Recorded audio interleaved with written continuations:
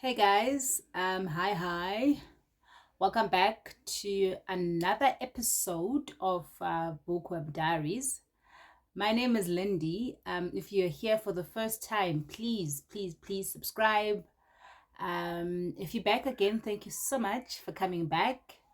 And no, it's been a while since I reviewed a book actually. But my next book is called The White Masai. Right, so I know I promised you guys that I will only read book by African authors, but you'll understand why I actually read this book. You'll understand because it's based in Africa, so it's all things Africa. So this book is written by a white lady. Her name is Corinne Hofmann. She is from Switzerland. She is Swiss. Um, so this lady, I'm Corinne Hofmann. So this book is based on the time when she came to Kenya. So this book actually was released in 2005. It's quite an old book. You will struggle to find the book. I went on Take a Lot because I usually buy my books from there and I couldn't find it. And the big, retail bookshops didn't have, because it's quite an old book. It was released in 2005, but it's a great book. I think you can get it in secondhand shops, mostly. I don't know, guys, where you'll get the book, but try secondhand shops. I failed. Exclusive books didn't have the book. What's that other? Bargain books didn't have the book. But you must absolutely get yourself this book. It's, oh man, it's amazing. All right, so I got it from a friend of mine who was like, Mina, read this book. I know you will love it. And I don't know why she thought I'd love it, but I'll tell you all about this book. So yes, like I said, it's written by Corinne Hofmann from Switzerland. Okay, so Corinne visited Kenya in the 80s and with her boyfriend. She visited Kenya, and when she landed at the airport, she just loved the country. She absolutely fell in love with the country, and she felt like this is the country, like I belong here. She was happy, and the boyfriend was also like, okay, whatever. Her boyfriend was white. So at some point on the holiday, they both meet this black guy, her and her boyfriend. But Sienna, she fell in love immediately with this man. Like the man was just walking towards them. And like the way that she describes him is like this man is just tall, he's dark, he's beautiful, he's got a beautiful smile. And then he wears this traditional outfits of the Masai people, and he's got these beads on his hands. His, like the way she describes him is just like, wow, perfect. And the Masai people get in Kenya are just, those people that everyone just looks down upon because they are poor, like they are from a poor background.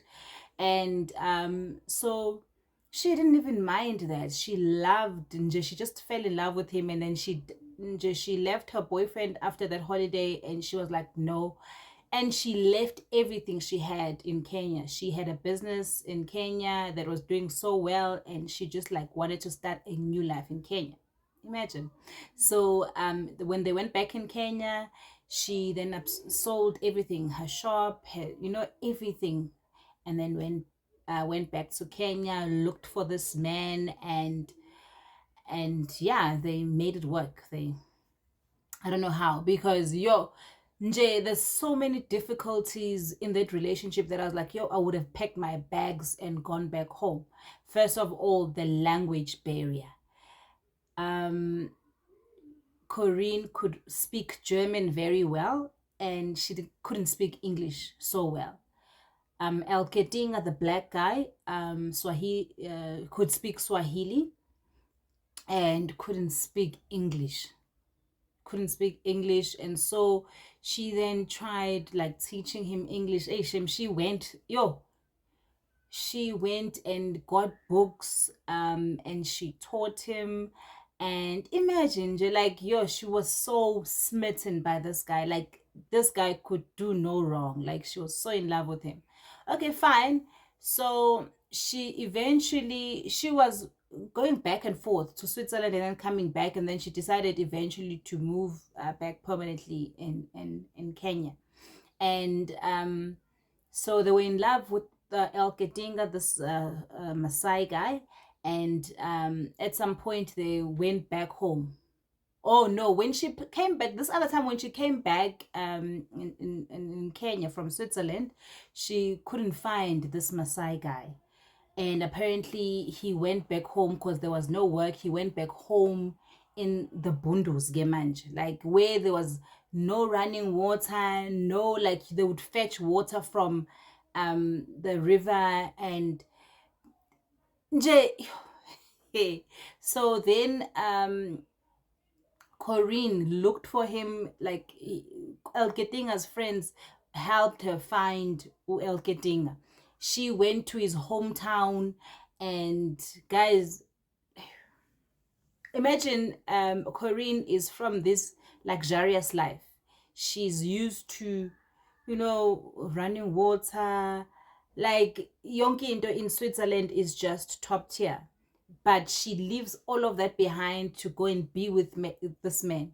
So when she went and found him, this guy was already back at home with his mom and his family. So these are the conditions where Al Kadinga is from. He is from, they live in mud huts. They call them manyatas. They live in mud huts. Yo, there is like a risk of getting malaria, malnutrition. There's no food, like there's no shops. There is, but the way that she loved this man, she was just willing to make this work. I don't know how she did it. Okay, fine, she managed. I mean, I think she just, when you are fascinated about how other people live, it's so different to what you're used to. I think that like literally fascinated. She didn't mind that people are just like they fetch water from the river, people are hungry, and yeah, but yeah, yes, so they made it work. Then at some point they got married, and even just getting married, going to their home affairs to trying to get their marriage certificate, people were not helpful, because when they get to their home affairs that side, it's like, why are you getting married to this Masai man? Because Masai people are just the bottom of the barrel. People couldn't understand, and they weren't so helpful. So even them getting a marriage license was a hassle. Going, where they were from, getting to the next town was like 7 hours away. Just, literally getting food, buying maize meal, or you'd have to drive. No, you'd have to get a bus, which sometimes would always break down. And so she went through a whole lot of hardships to be with this man. That's how much she loved him. She was even staying with him and his mother in this mud hut. Okay, fine. That's all and well. Finally, they got their marriage license, and finally, she saw a business opportunity because there were no shops. There were literally like those Somalian shops, nje, and people would be hungry because they would go for days without eating because maize meal is not enough, or the shops were always out of stock. So she saw a business opportunity. She was like, okay, to the husband, let's have nje, a shop where we'll, like a tuck shop where we'll sell like food to people so that people are not this hungry. So she comes up with this, ways to make these people's lives better. She even bought a car, a Land Rover, so that they can commute easily instead of using buses, because there was always drama, buses breaking down and stuff. So, it looked like, okay, fine, life is eventually going to be better for them, because she was trying everything to make the Masai people happy and just live like a normal life so that, people can eat and fine. They eventually get the shop going, and there were troubles with the car. The car was always break. Guys, like this book, like, literally Corinne would try something, but there was just always an obstacle. Like, there was always drama, there was always like, like, I was frustrated most of the time, because I would be like, yeah, if this was me, I would literally go back home, because, like, why do I have to go through this when I have a bed at home that's waiting for me, when there's aircon, when there's warm water, where imagine now you have to fetch water from the river, and there's no toilets. Like, you literally have to dig a hole to do your business. I ain't gag, that could never be me. No ways. So, but Corinne just found a way to make it work. I don't know. Like, I think I just still find this so weird. How do you live your beautiful life and just suffer? Because I know she was suffering. She was suffering. And then on top of that, yeah, fine, I don't mind that. But she's in love with this amazing man, yes. Yeah. But even sexually, she's not satisfied, because just this man does not touch you. Like, that doesn't touch you. He just does the business and like, in and out, and that's it. Like, there's no foreplay. And I was just like, okay, how do you stay with that? No ways. So, language barrier, kyapeta, empathy, kyapeta. The sex is just lousy, and yeah, like, there's hunger. There's just, how do you, yo, Corinne, but yeah, anyways, I mean, she loved her man, and they had this shop now, they have the car now, and it seemed like it was going to work up until Alketinga started going crazy.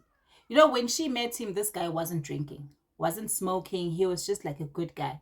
And then now they have this business. They're trying to make life easier. This guy starts drinking. This guy starts smoking some Mara thing. I think it's like some sort of weed called Mara.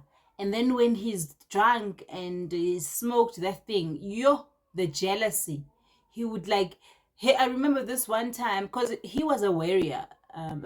So he would go and be with other warriors and do whatever that they do, and then she'd be left at home by herself, and she'd be like, this whole time she's missing him, and she can't wait for him to get home. The minute the guy gets home, like, someone walks into the house and then goes straight to the window and be like, he finds the window open. He's like, who just got out of here? Like, who was here? Who were you with last night? Like, he just all of a sudden just became an animal, and like a jealous animal. Like, hey, bo. So, like, NJ, all of a sudden now he is jealous. Like, they have a shop, and obviously people will come in and out of the shop. When Corinne speaks to men, he will lose his mind. Like, hey, boy, this guy. So I think that's when things started going south, like, because this guy was just so jealous. I think it was because, when someone loves you, and you keep questioning what about me do they love. Like, I think Nje, he didn't understand, would say, this white lady, like, what does she love about me? Because maybe he didn't even love himself. Maybe he also looked down upon himself, maybe.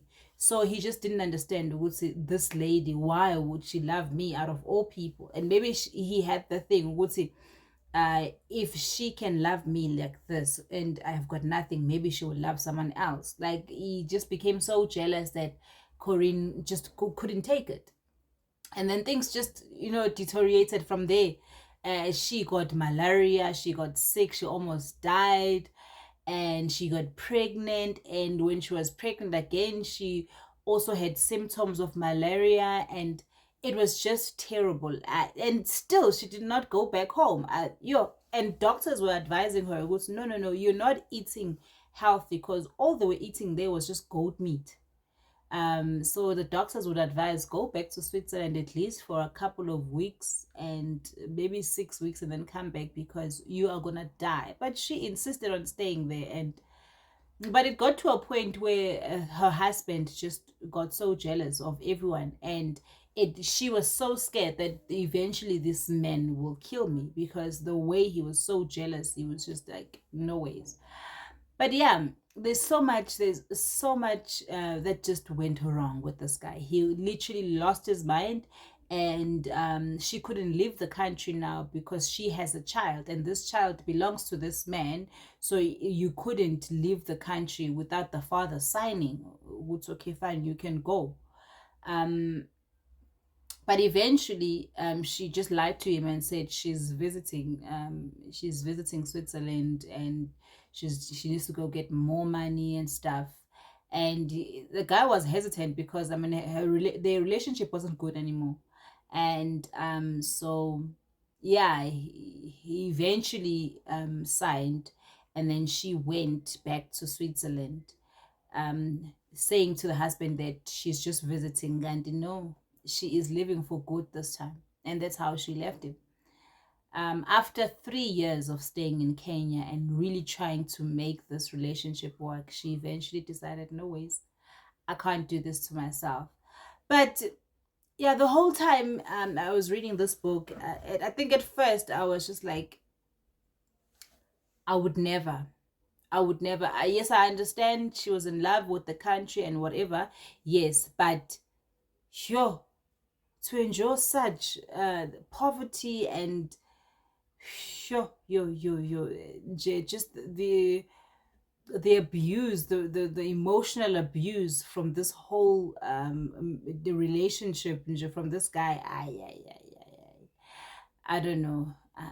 I don't know. And also just living there was a time where she went back to Switzerland, and her brother was getting married, and like she didn't even enjoy the ceremony, because she was just like, look at these people enjoying this luxurious life. Like she was just so bored with the luxury, and she couldn't wait to go back to Kenya. I was just like, wow, okay, that's weird. But I suppose maybe, she was looking for something to fulfill her. Maybe, like, you can have it all, like, material stuff, and you just feel like, ah, man, this is not it. And when she was in Kenya, she felt like, when she was helping other people, bettering their lives, she really felt like, yeah, this is it. I admired that about her.